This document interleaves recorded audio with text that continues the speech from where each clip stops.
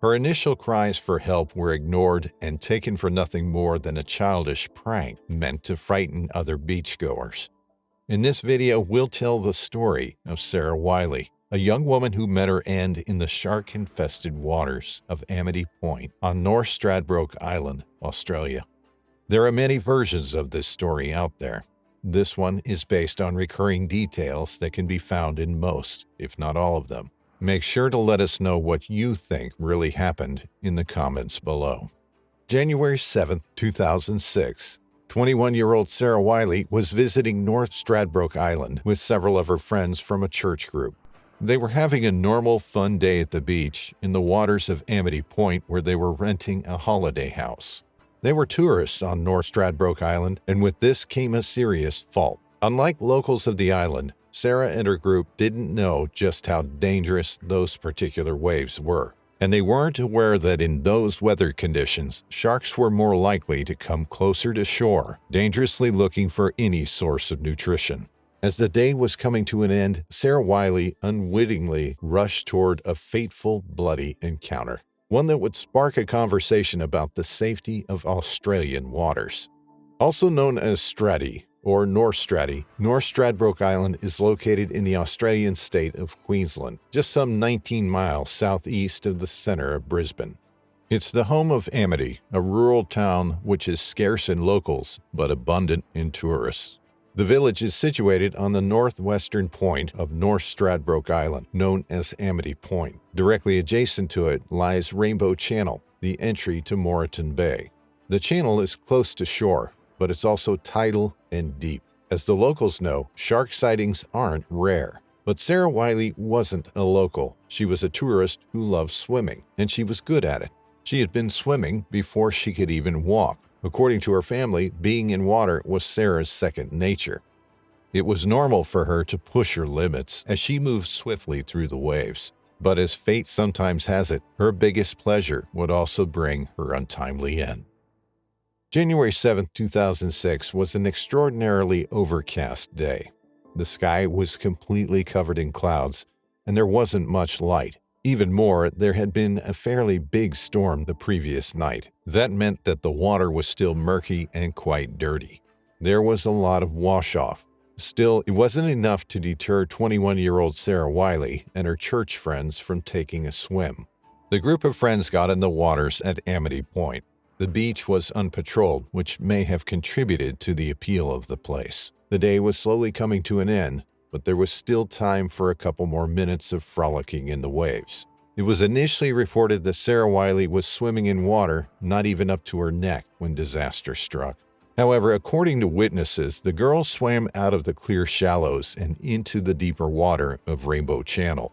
Being an experienced swimmer, Sarah was probably confident in her abilities.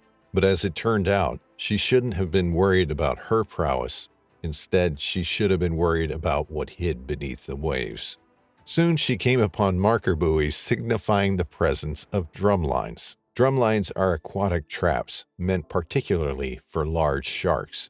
Usually deployed near popular swimming beaches, they're used to lure and capture the predators in order to reduce the probability of shark attacks. Getting close to the drumlines meant Sarah Whiley was getting close to baits and aquatic detritus. By swimming there, the young woman put herself at risk, but she did so unknowingly. By the time she got there, it was probably too late to alter the gruesome course of the events. Sarah was making her way back, swimming toward the shore. She wasn't very far away from her friends when it all happened. Suddenly, she disappeared. When she emerged 5 or 6 seconds later, there was just one word she could utter. "Shark!" she screamed, terrified and hurt. Her friends and other beachgoers couldn't see anything at first, so naturally they thought the young woman was joking, trying to pull a prank on her friends, especially since there were a lot of dolphins in the water. Meanwhile, Sarah was being mauled by sharks. When she started screaming again, people finally realized the severity of the situation. Her friends rushed toward the young woman, and so did other beachgoers. Accounts of what exactly happened vary wildly. What we do know is that after realizing Sarah was actually in mortal danger, people rushed to help her.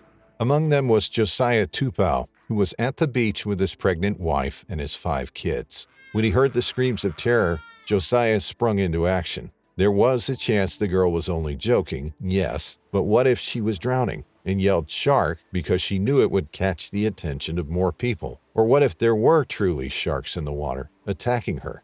As he made his way in the water, Josiah could see Sarah bobbing up and down, struggling. His relative, Ungu Tupau, also rushed to help. When he went to grab Sarah's arm in order to pull her out, the man was terrified to see her arm simply wasn't there anymore.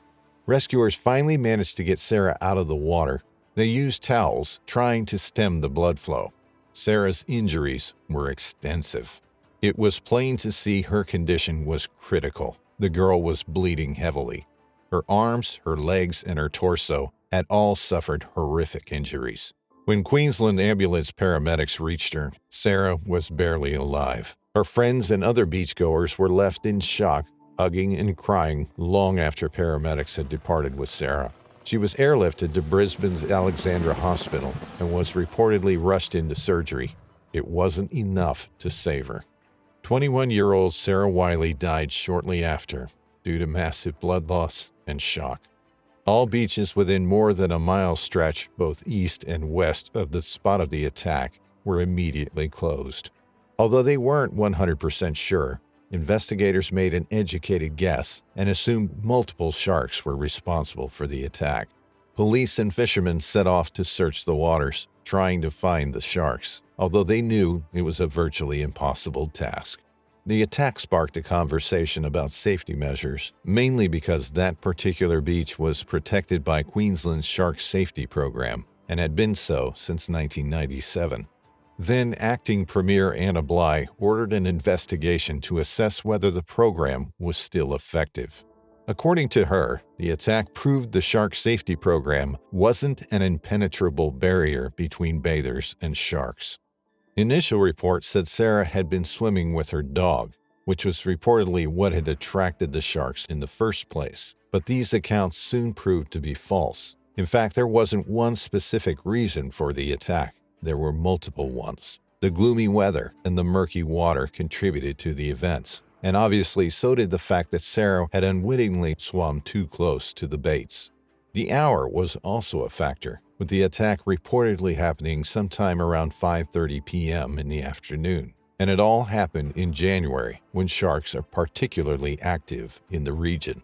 To most locals, the attack on Sarah Whiley could be seen as inevitable. Many of them were even surprised that something like that hadn't happened sooner. According to locals, there was a difference between them and mere visitors. Visitors didn't know the water. There should have been warning signs upon entering the beach. About 400 mourners attended Sarah Whiley's funeral. She was loved by her community and remembered as a fun-loving girl who lived life at full speed. According to her friends, Sarah had always been an exceptionally compassionate girl. Sadly, hers was the first shark-related death at a beach protected by Queensland's Shark Safety Program since the program's implementation in 1962. There are a few things that you can do to reduce the risk of being attacked by a shark in Australia. First, avoid swimming in areas where sharks are known to be present, such as near seal colonies or areas where there has been a recent shark attack. Second, stay in groups when swimming, as sharks are more likely to attack solitary individuals. Third, avoid swimming at dawn, dusk, or at night, as these are the times when sharks are most active. Finally, if you see a shark, try to get out of the water as quickly and calmly as possible.